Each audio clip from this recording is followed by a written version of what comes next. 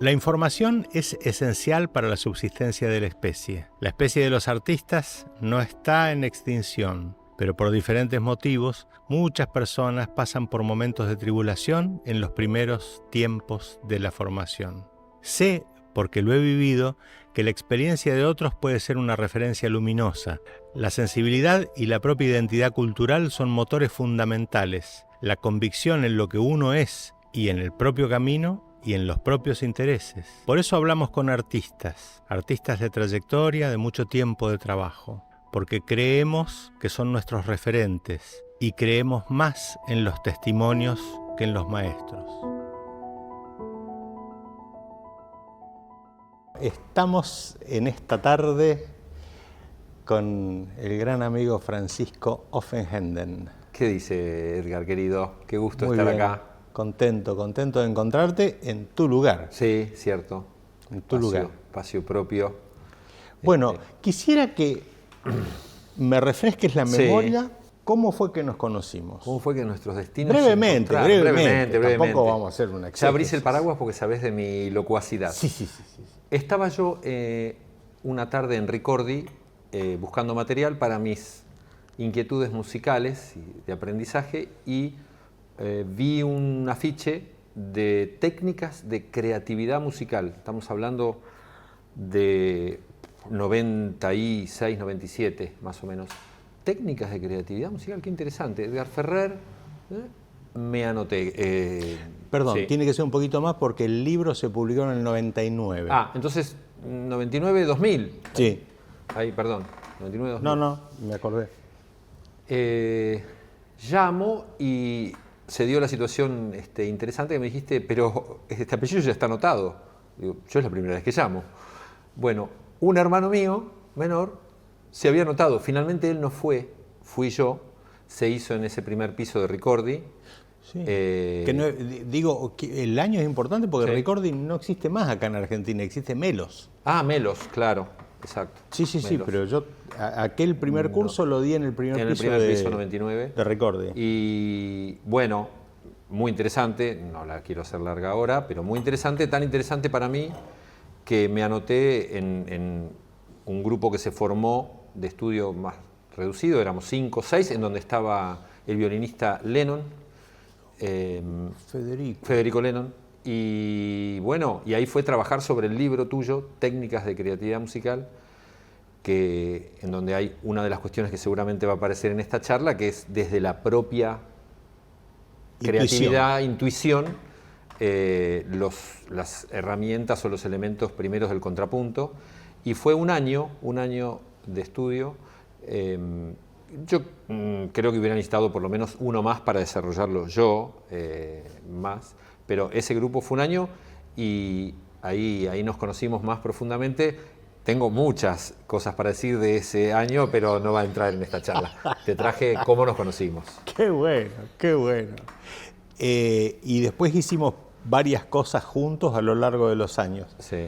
Pero me gustaría que, como este ciclo se llama Referentes, y vos realmente sos un referente para mí como un artista que produce hechos artísticos también, me interesaría si vos podés hacer un resumen, un breve resumen de tu recorrido, de tu... Sí, de mi deriva. Sí, de cómo viniste a parar acá. Bien. Me lleva un momento terminada. Hay un antes y un después del final de la secundaria, digamos. Para mí, hasta la secundaria vivía en un mundo que era eso. Y bien, terminado ese momento, en una charla entre amigos, recuerdo que era: yo quiero ser arquitecto, yo quiero ser abogado, yo quiero ser. Y yo pensé, no lo dije, pero yo no quiero ser nada. En terapia, hacía terapia, yo en ese momento tenía 18 años, pude escuchar: yo no quiero ser, nada. Es decir, yo quiero ser alguien. De hecho, uno no es... Claro, yo no quiero ser algo, yo quiero ser alguien. Y uno no es abogado, uno es y ejerce la profesión de abogado, uno no es abogado. O uno va siendo. O uno, mira, quería llegar a esto porque un poco cuando hablamos en la previa me vino un libro muy interesante de Martin Heidegger. En esta, cómo llegué hasta acá, fui librero 30 años, así que seguramente va a haber citas con lecturas anárquicas. Librero quiere decir Sí. uno que tiene una librería y vende libros. Exactamente, después puse una distribuidora y después me especialicé en el armado de librerías con espacios culturales o espacios culturales que contengan una librería. Y de hecho, este espacio me gustaría que fuera más para ese lado. Hay un sector de libros adelante Que va creciendo. que va creciendo, y también me gustaría que haya más actividad vinculada a los libros.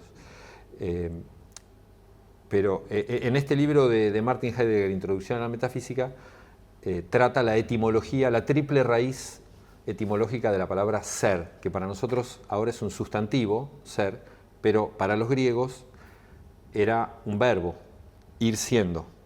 Y esta triple raíz es, por un lado está la raíz asus, de donde viene essere del latín, que es, lo que es por sí mismo, lo autónomo. La esencia. La esencia. Después hay una raíz indo-germánica que es la palabra phi griega, que deriva en el be, to be. En el caso de los ingleses lo tienen más presente el being. Nosotros no tenemos el siendo tan presente en el lenguaje, es el ser. Ese phi, de donde vienen palabras como phyta, que es planta, phi es crecer, erguirse, incorporarse. De manera que la physis... Brotar. Brotar. Emerger, brotar. Brotar. E incorporarse. Que tiene que ver con Dioniso. Exactamente. Y el sis, de physis, es la acción de sis. Entonces, lo que nosotros llamamos la física, los griegos lo llamaban la physis, lo que se está desarrollando, lo que está brotando. Y la tercera, que tiene que ver con algo que hablamos hace muy poquito, es una raíz india, indo-germánica, que es asus, que es habitar, morar. Entonces, el ir siendo, para los griegos, era eso que es por sí mismo autónomo, brota y habita en el brotar. Y cerramos acá. Y estamos, creo. Acá Pero termina el programa. todo esto en realidad es porque, en mi caso, siempre tuve intuiciones muy fuertes que después, entre los 18 y los 40, las leí, por eso lo cito, ¿no?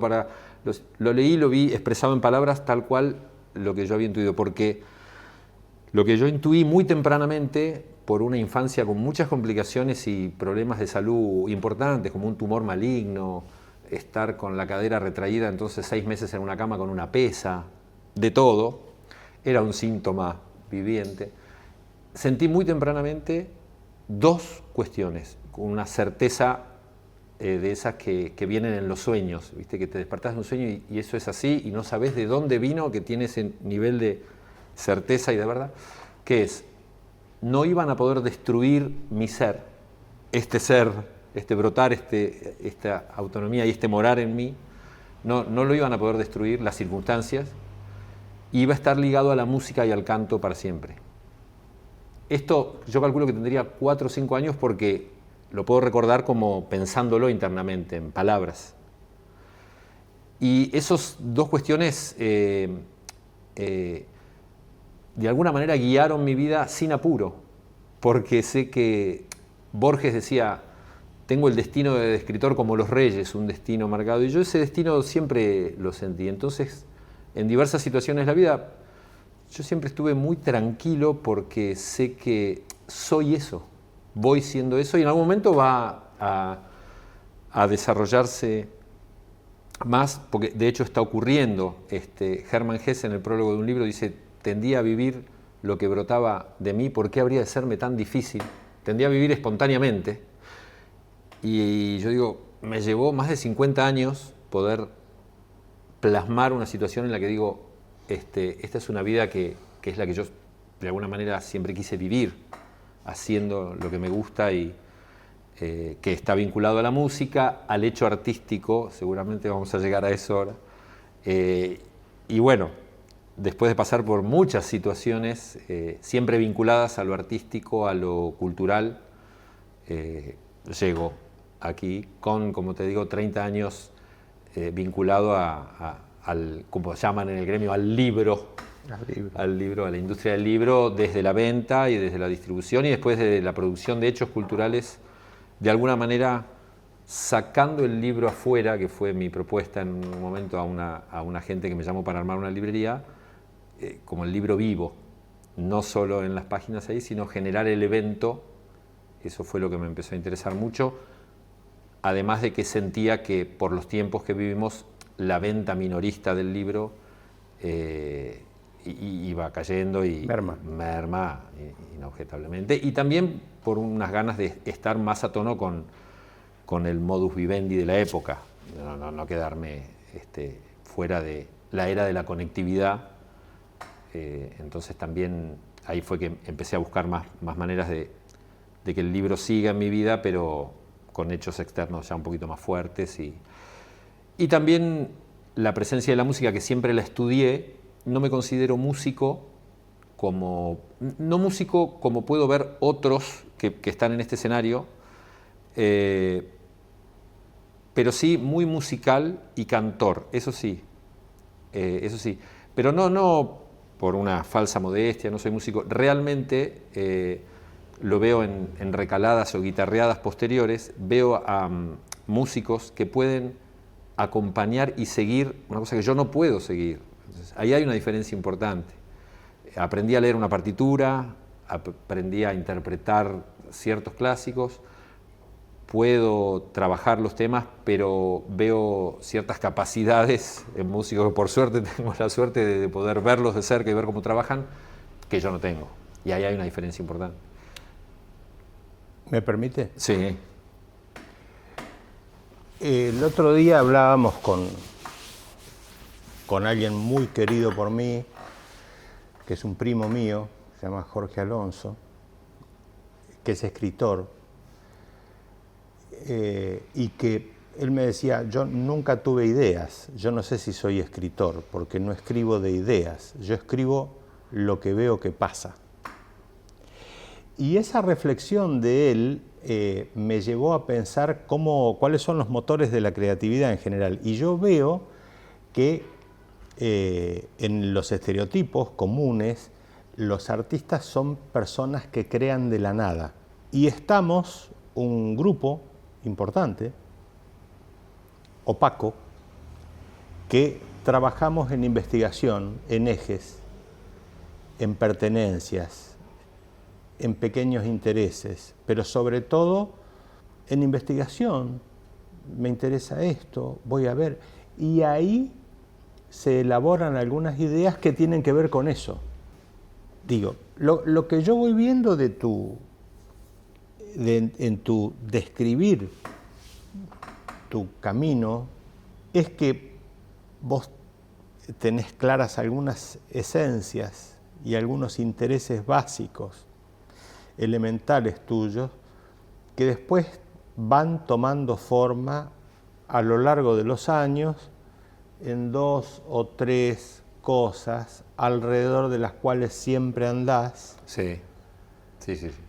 Hubo, de alguna manera ya lo contaste, hubo un momento en el que vos te diste cuenta que querías ser artista o que querías ir para este lado, que vos más que yo no escucho que te definas como un artista, sino como alguien que vive en un ámbito artístico. Sí. Hay una chacarera de Peteco que dice, como ese yuyito que muere si no está en la salina. Sí. ¿De qué se alimenta? De agua con sal. Todo lo demás se muere, pero ese vive. Sí. Mira, más allá que me adelanté un poco, pero porque fue un momento muy importante, puedo traer más material para esta pregunta porque también siempre muy tempranamente intuí y después lo pude leer, sobre todo en varias tradiciones, que me interesa leer las tradiciones de la humanidad, que, bueno, obviamente en el fragor cotidiano no vas a estar diciendo que hace 7.000 años, 6.000 años los sumerios ya habían tratado este tema, pero realmente hay tanta sabiduría ahí que decís, por eso, entre otras cosas, un libro como la Biblia o esas antiguas escrituras llevan más de 2.000 años. Este siempre es un fenómeno que a mí me vuela el coco. Los avatares y los pasajes de ideas y de textos que superviven más de 2.000, 2.500, 3.000 años. Es una cosa bastante impresionante y me da a pensar el nivel de verdad que contienen, que siguen vivos. Siempre intuí que hay solo 2 opciones en la vida. 2 opciones. Y no más. Crear o repetir. Ahora, este crear no necesariamente tiene que ser la Gioconda o la Novena Sinfonía, es crear este momento. Estamos acá, y acá traigo a Maturana, del que hablamos algunas veces, la diferencia entre conversare, conversación, y diálogos, a través de la razón. En el diálogo, mi razón, tu razón, a través de la razón. En la conversación, digo algo, tu gesto impacta en mí, entonces vamos para otro lado y yo lo tomo así y estamos danzando juntos, eso es conversar. Entonces estamos de alguna manera creando este momento. Yo tengo una mirada bastante apocalíptica del ser humano y la situación, en la que para mí se vive en la mentira y buscamos la verdad, que es como un haz de luz que aparece en esa noche de la mentira, para mí. Total. Y vivimos en la repetición, como robots, buscando ese haz de... Perdón, sí. La mentira y el miedo. Y el miedo. Y el miedo. Te quiero, te quiero, te quiero, sí, te quiero. Sí, sí. Deben estar bastante relacionados, ¿no? Pero esto de la automatización, la robotización de uno mismo, mientras digo esto, sin exagerar, yo vivo en repetición, calculo que seguramente el 85% del día, o el 90%, o no sé cuánto, pero el momento de creatividad es, en principio, tener la posibilidad de que estamos creando este momento. Una de mis frases, que es de las tradiciones, pero también la intuí, es: ¿podemos crear este momento o ni me interesa si existió el Big Bang o la creación fue hace? ¿Qué me importa si hace 14.000 millones de años hubo un momento de creación si yo no puedo participar de algo creativo ahora? Entonces, la creación está ocurriendo todo el tiempo, sigue ocurriendo, y nosotros somos peces de esas aguas. Entonces, me considero artista en el sentido de que somos 8.000 millones aproximadamente, y a mí lo único que me interesa de vos es tu mirada del mundo. Quiero tu mirada. Si somos 8.000 millones, o sea, decime cómo ves vos el mundo. Son supuestamente 8.000 maneras de ver. ¿Cómo lo vio Francis Coppola? ¿Cómo lo vio Beethoven? Yo quiero eso. Por eso, esto es un poco polémico, pero no me engancho con las series de Netflix y eso, en donde recrean una situación perfecta, con personajes, con todo, en general, digo muy en general, pero no hay una mirada artística. Y a mí lo que me interesó siempre, y creo que respeté eso en mí, ese era mi ser, que no quería mancillar o traicionar, es mi mirada. Eso es lo único que me interesa. Entonces, pasa muchas veces en este escenario que sube gente con mucha técnica y en serio que no dicen nada. No dicen nada. Y puede subir alguien con menos técnica, aunque, como decía Paco y Lucía, la técnica te sirve para liberarte, obviamente, no es un discurso en contra de la técnica, pero tenés que... Decime, y todos tienen una manera de ver el mundo. Y acá vuelvo a la primera cuestión del ser. De alguna manera, la civilización, por una cuestión creo que no consciente, por no decir inconsciente, tiende a, no seas vos. Es un quilombo si sos vos. Tiene que ser así, más o menos así. Sí, repetí. Entonces, todo está encaminado ahí. Y ahí sí es una lucha de preservar el ser de uno. Y a mí es lo único que me interesa. Y en ese sentido también el armado de este lugar va por ese lado. Alguien que que sea lo que es y que diga lo que es. Un gran guitarrista me dijo, ahí arriba tiene que ser verdad. Si no es verdad, no me interesa. Y eso es lo que a mí más me interesa.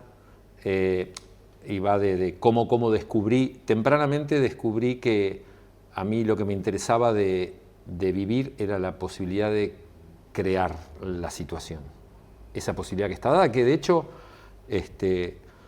el mañana es mejor de Spinetta, bueno, es mañana será mejor. Mañana es mejor, es decir... Parece que es un problema sintáctico. Sintáctico, no, la posibilidad de un mañana. El mañana es mejor. Esa posibilidad. Y todo el sentido de nuestras vidas es la posibilidad de un mañana. Hace un rato estábamos hablando, che, y si armamos esto, y si es la posibilidad de un mañana. Eso es lo que es mejor y eso es lo que siempre traté de respetar y noté, por suerte, tempranamente. Yo lo que estoy escuchando es que tu vocación en realidad, en el fondo, es ser verdadero. Sí, sí. Es lo único que me interesa. Es ser genuino. Sí. Auténtico. Exacto. Y cantando, sí. Teniendo Bergoglio. Sí. Y yo creo, esto lo estoy viendo ahora en esta conversación, que la mera expresión de eso es un hecho artístico. Me viene la imagen de la mujer llevando la canasta caminando. Ese hecho para mí es más artístico que muchas de las cosas que escucho en la radio. Sí, sí. ¿Vos identificás que hay... A mí me gusta una frase que de hecho es una especie de copete de este ciclo que se llama Referentes. Testigos más que maestros. ¿Vos identificás que tenés algo para decir o vos vas aprendiendo de tu propia fidelidad o de tu recorrer tu propia lealtad a tu llamado interno? Lo que más siento es que yo tengo un modo de decir. Hay algo ahí, una manera de decir. No sé si... sí, tengo algo para decir también, sí, pero me viene lo de Hugo Mujica. Yo dejo que la vida me cuente lo que va aprendiendo mientras me vive. Siento más eso. Sí. Es extraordinario. Y me viene también de algunos creadores que sabés que yo admiro mucho, como Gilberto Gil, o tomemos el caso de Caetano Veloso, que él lo dice, no es que a mí me parezca, yo lo vi, pero él lo dice, y cuando lo dijo en un auditorio lleno de gente, todos se reían y él se enojó. Está en YouTube, en un programa muy lindo de David Grossman que se llama Altas Horas. Sí. Y siempre fueron, viste, musicazos ahí. Y en eso Caetano está diciendo, yo no soy músico como Gil, yo tengo estas... Y yo que hago el repertorio un poco de Caetano, lo saco, lo toco, los elementos con los que él trabaja son muy poquitos. Tengo estas herramientas. Él tiene esas herramientas. Ahora, con esas herramientas logra un nivel de belleza y de articulaciones hermosas. Pero cuando veo los temas, digo, está haciendo lo mismo, cambió la melodía, cambió... Sí. Y él... Hay un montón así, ¿eh? Sí. Bueno, yo ahí siento que, por ejemplo, yo eso no tengo, porque esto viene a cuento de qué sentirá alguien como Caetano, como Gil, o como Spinetta, de saber que cosas que nacieron de ellos, la cantan, la tararean, la silban, está en la memoria de miles y miles de personas y el tiempo no lo puede derribar, o sea, viven más sus temas que sus propias vidas. Eso debe ser algo bastante fuerte. Entonces, bueno, ahí es donde digo, yo creo que siento que tengo una manera de decir las cosas. Pero bueno, ahí ya nos metemos en un tema tal vez más complejo. Pero está bien, porque mientras tanto, en la conversa, va quedando algo de la identidad. A mí me llama la atención que estamos en una época en la que se dice mucho, muy a menudo, que la identidad se elige, se milita. Y para mí siempre fue al revés. Para mí la identidad es algo que uno descubre Sí, y después asume. sí. Sí, sí. Yo, estas canciones me conmueven, estas otras, ¿qué querés que le haga? No, y yo me doy cuenta que están bien hechas, pero no. Ujú. Sí, sí, sí, sí. Lo mismo con cualquier preferencia de cualquier tipo. Pero totalmente. Uno se descubre teniendo esas preferencias. Yo digo, lo cuento por mí. Yo me crié en Calle de Tierra, en Venado Tuerto. ¿De dónde iba a salir yo director de orquesta? Pero, ¿viste esa doble significado de vocación que no se sabe si vas o te llaman? No sé bien cómo fue, pero me entró a interesar y empecé a seguir esa lucecita, Sí. esa luciérgana, Sí.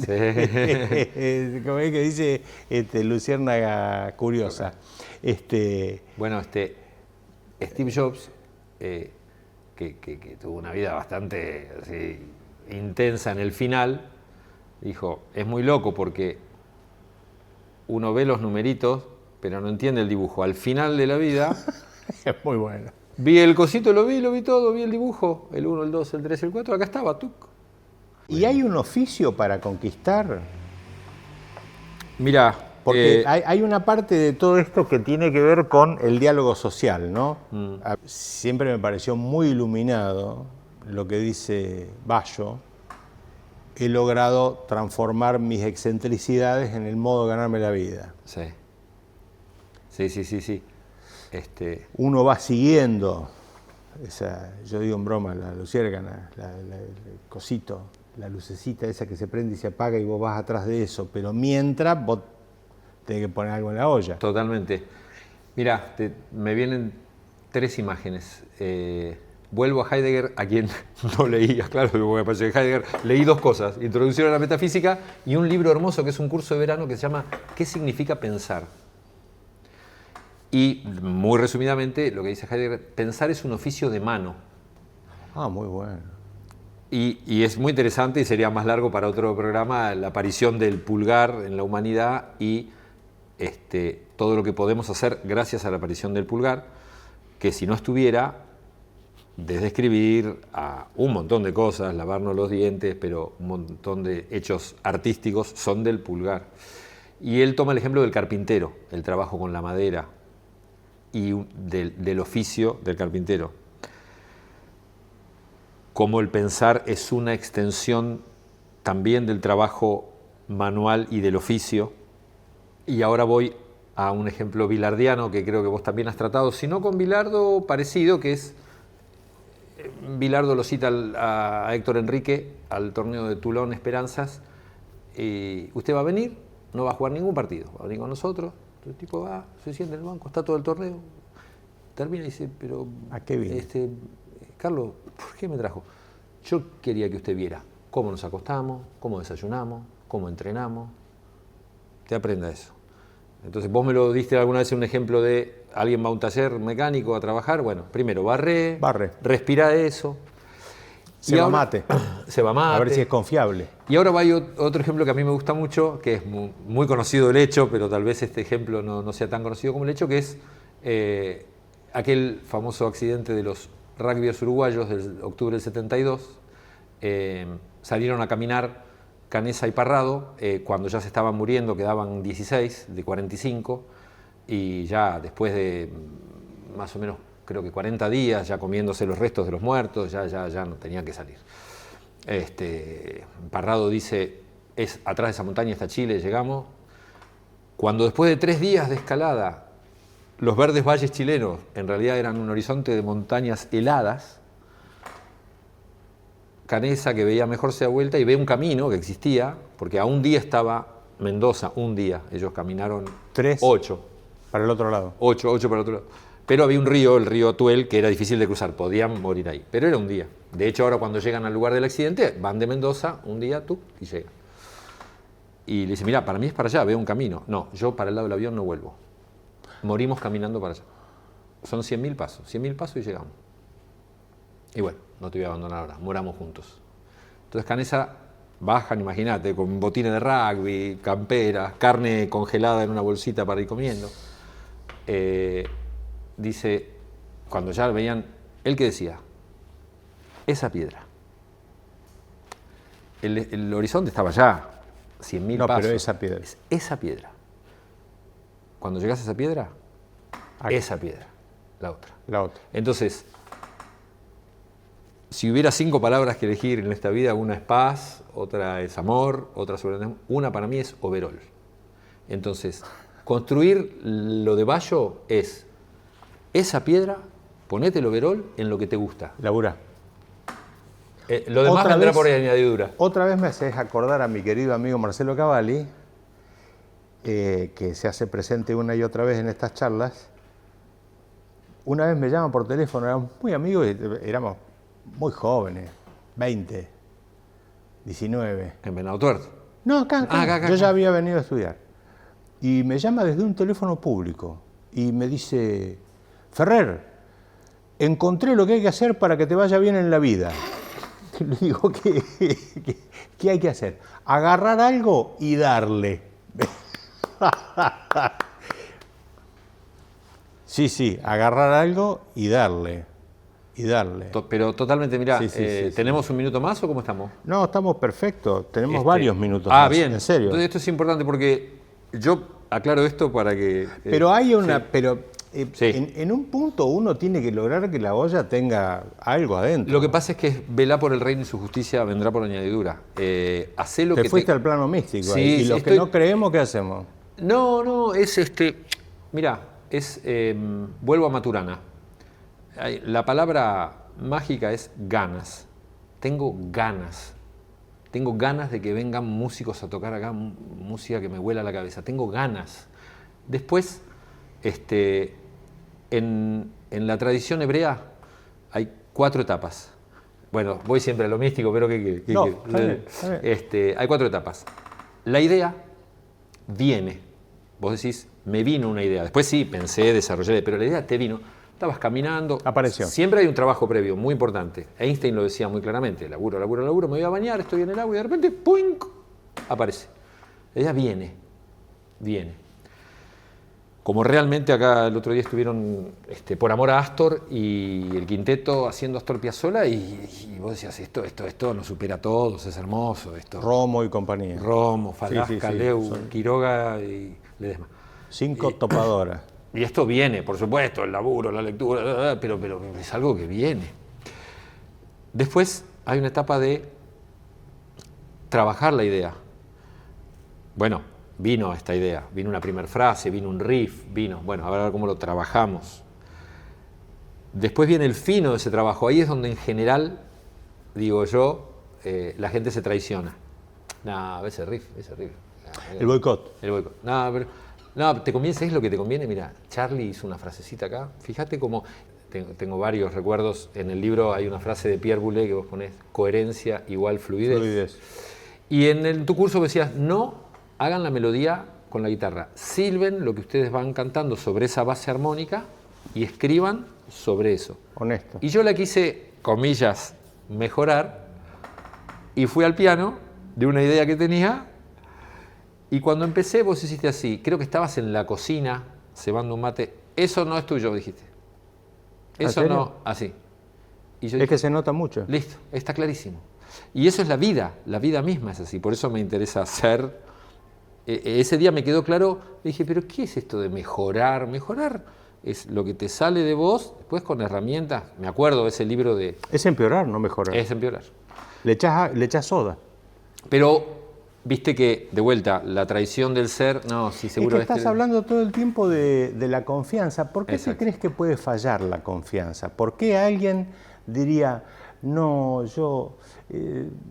¿Por qué alguien qué es? Porque yo, cuando vos dijiste, yo te agregué miedo. Sí. No me acuerdo qué palabra dijiste. Yo dije mentira, o sea que mentira. En la mentira. Correcto, vivimos en la mentira y el miedo, dije yo. Y el miedo, que le llamo miedo a yo quiero tener una idea, pero quiero que sea buena. Claro. Yo voy a laburar ¿y quién te va a garantizar que sea buena? Lo que pasa es que... Pero ¿de dónde sale la confianza? ¿Qué es lo que hace? ¿O uno en tiene realidad, que ser medio sí. sonso No. para no cuestionarse demasiado? ¿Cómo es No, el yo lo pongo al revés. Pero en la infancia iba mucho a la cancha y me viene esta imagen. Estábamos en la cancha Independiente una noche, muy cerrada, no había estrellas, no había nada, y todo el estadio iluminado. Y yo vi el estadio así y pensé, qué loco, todo esto es artificial. Si hay un corte de luz, esto queda en la oscuridad total, 50.000 personas en la oscuridad, ¿qué puede pasar? Y pensé, si ahora hubiera un fósforo encendido en algún lado, no lo veríamos. Si se apaga todo, lo único que vemos es ese fósforo. Nosotros somos ese fósforo. Lo que pasa es que la civilización te encandila de tal manera que vos terminás pensando que no tenés esa luz. Pero acá viene el tema, cuando vos realmente sabés que lo único que hay es esa luz, vivís desde ahí y ya no hay más duda. Entonces sabés que cualquier mejora o te va a arruinar lo tuyo. A mí me llevó un tiempo... Te causa mucho rechazo. Exacto. La luz artificial. Exacto. Mucho rechazo. Mucho. Y después llegás a ver que, y acá viene lo que a mí creo que más me interesa en la vida. Mirá lo que te digo, ¿eh? ¿Esto va a quedar grabado? Sí. Materializar visiones es lo que más me interesa. Materializar mis visiones. Esto es materializar. O sea que vos sos un artista productor. Sí. Sí. En el sentido amplio. Sí. Y en el sentido contemporáneo del término. Un productor que viene, acomoda la mesa. Sí, sí, sí. Porque también hay algo en mí que me gusta mucho y me hace muy feliz, que es estar al servicio de una causa mayor que yo considero muy valiosa. Yo estoy feliz con eso.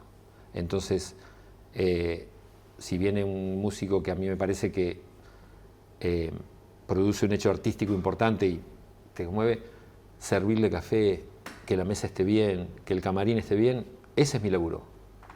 Sí, publicitar, que la gente venga, ese es mi laburo y yo con eso estoy feliz y participé de un hecho que creo que es valioso porque más allá de que la vida es así, sos uno antes y uno después de ese hecho. Y eso pasa pocas veces. Me encantaría que pase más. Pero... Es que los hechos verdaderos son pocos. Sí, porque creo que por eso, porque vivimos en... O al revés, porque en un momento me hiciste acordar una frase de un conocido, Pepe Poirier, que hace años que no veo, un periodista y escritor también, que cuando era adolescente se dio cuenta que se iba a morir y andaba por la calle, acá en Buenos Aires, y decía, ¿de qué se ríe esta gente? ¿Por qué están tomando café, tomando cerveza, divirtiéndose? Si todos, sí. A lo sumo en 100 años, todos sí, sí. Y vamos se a vive estar como muertos. No. Y yo creo que cuando a uno se le prende la luz interna, uno se da cuenta de cuál es la verdad. Exacto. Y la verdad es viví a fondo, sí. sé, habitá, hacete sí. casa sí. y transitá lo tuyo, porque te vas a morir, bichi. No pierdas tiempo. Y para mí, digamos, parte del sentido de estar acá es, bueno, yo estoy muy ligado al hacer y al plasmar. Es plasmar esas ganas, esas visiones. Ayer fue el cumpleaños, hubiera sido el cumpleaños de Rumencindo Sidagli, Ramón Ayala, a quien le armé algunos shows ya en sus 90 años, ya grande, hace 10 años, una cosa así. Y ahí tenés un caso de alguien que vivía plenamente su verdad. Él se subía al escenario, me acuerdo una noche de por lo menos 1 hora y media en que hubo 5 temas. Todo el resto, él iba armando un clima, pero también pintaba, bueno, escribía. Y ese tipo de persona es transformadora y implanta donde va ese hecho artístico que él es eso que es. Me vino esa imagen, hay otras, por supuesto, pero... Bueno, Yupanqui decía el hombre es tierra que anda, sí. por una definición India, y también tiene una milonga divina que es para alumbrar los corazones. Y el tipo termina diciendo esto, lucecitas que prendí. Sí, sí. ¿Cuáles son las lucecitas? Las canciones. Sí. Es magnífico. Hay un modo, si bien estamos alrededor de eso todo el tiempo. Sí. ¿Cómo es esa alquimia? ¿Cómo te parece a vos que es esa alquimia entre la propia sensibilidad y hasta la locura? Porque yo crecí en un mundo donde pensaba que era un patito feo, porque no encajaba en ningún lado, no encajaba. Claro, porque está todo armado desde, digamos, desde no seas. Todo armado. Para los eficaces, para los eficientes, ¿no? ¿Cómo transformás esa sensibilidad y esa locura también en lucecitas que prendí, Sí. en creatividad, en algo que tiene que ver con lo otro, ¿no? Sí. O ya lo estuvimos diciendo. Sí, pero me viene una imagen que para mí es muy fuerte y que, como tantas de las cosas que hacemos, no sabemos cómo operan y su origen. No sé cómo funciona, por poner un ejemplo un poco viejo, pero la radio o el GPS, pero vamos a la radio primero, de aquella gran explosión, partículas electromagnéticas en el aire. Vos pones una antena y pones una frecuencia. En ese aire electromagnético hay otro receptor con esa frecuencia y conectás. Entonces vos podés hacer 6:50 y está un partido de fútbol, 6:53 conectaste con otra frecuencia y está cualquier otra cosa, y 6:54 y así. Eso es la vida misma. En ese fondo, se llama fondo de microondas, estelar de microondas, viajan las ondas. En el caso del GPS que usamos todos, el Waze y esto y lo otro, hay un satélite arriba, vos tirás, el satélite tira y te ubica. Para mí, y esto también lo decía Einstein, como método de trabajo es, y así también descubrieron el fondo de microondas Pinkeas y el otro norteamericano, creyeron que había un ruido, que era caca de paloma, fueron, y no era caca de paloma, estaba captando el ruido del fondo cósmico. Entonces, el trabajo es limpiar las antenas, estar abierto, ese es el laburo. ¿Y cómo se limpia? En principio, con silencio, que también es otro tema, ¿viste? A conquistar. Nadie está un rato, perdón, en este podcast, en trolo silencio. Silencio. Ludwig Wittgenstein decía en su Tractatus Lógico-Filosóficos, lo cerraba así: todo lo que puede decirse puede ser dicho con palabras. Para el resto, no decía es conveniente callar, no decía como un acto prohibitivo, sino no lo vas a encontrar en las palabras. No, te conviene. Entonces, es muy importante incorporar el silencio, porque, por ejemplo, y si lo hacemos ahora, a veces cuando me toca presentar, hago esa invocación al silencio, porque en el silencio, por ejemplo, aparece el ruido de esa heladera, cosas que para nosotros no existen. No estaban. Entonces, en el silencio empieza a salirse todo el Morris lo decía en De nada sirve, ¿no? Para las maquinitas que tenés adentro, para todo, no, mañana le voy a decir, porque mañana voy a no, ahora le voy a no, porque entonces no, mejor si hago esto. Para todo eso.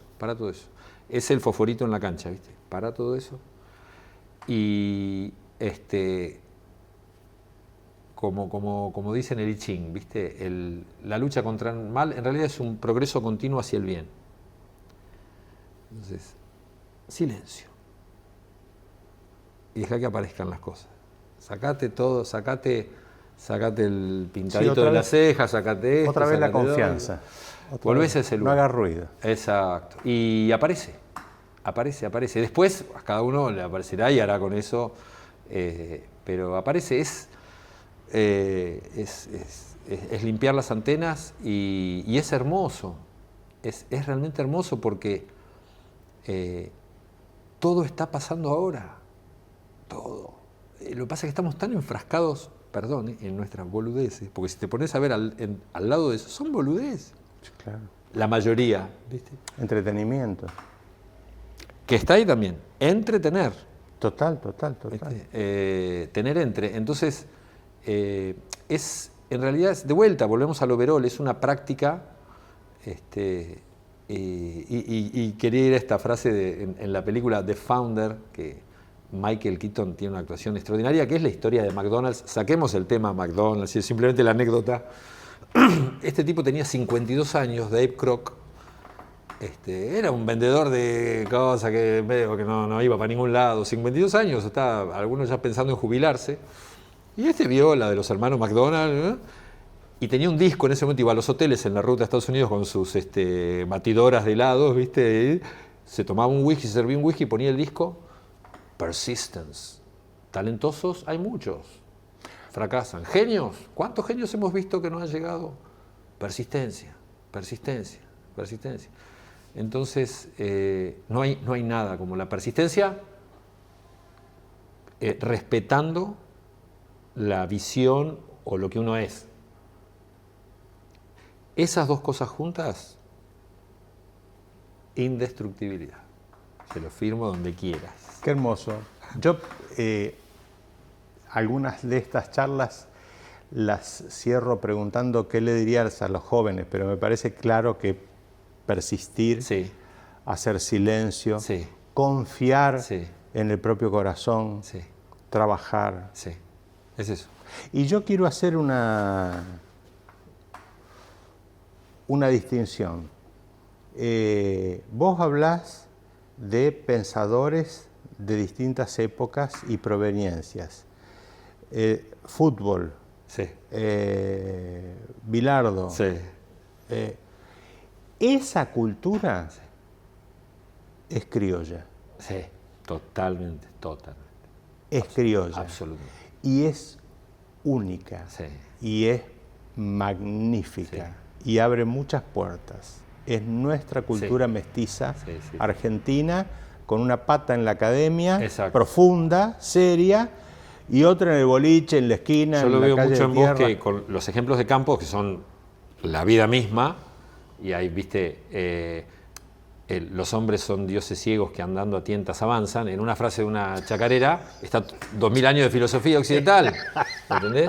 Tal cual. O de esta de Yupanqui, de un templo ya derrumbado, ¿no? Sí. Los hombres son dioses muertos de un templo ya derrumbado. Listo, tenés de 1750 para acá, pasando por Nietzsche. Ni sus sueños se han salvado. Exacto. Entonces, y ahí hay un tema que por ahí sí hay que cerrar, que creo que es el gran problema del ser humano. No ve las conexiones. Todo está conectado. No, bueno, pero cuando... Tienden a separar. No, ¿qué me decís del campo? Pero por eso la confianza en el propio corazón y en el silencio me parece una cosa magnífica. Gracias, Francisco. Muchísimas gracias. Muchas gracias. Y muchas gracias por hacerle casa a tantas cosas, a tantos sueños y también a nuestro sueño. Muchas gracias.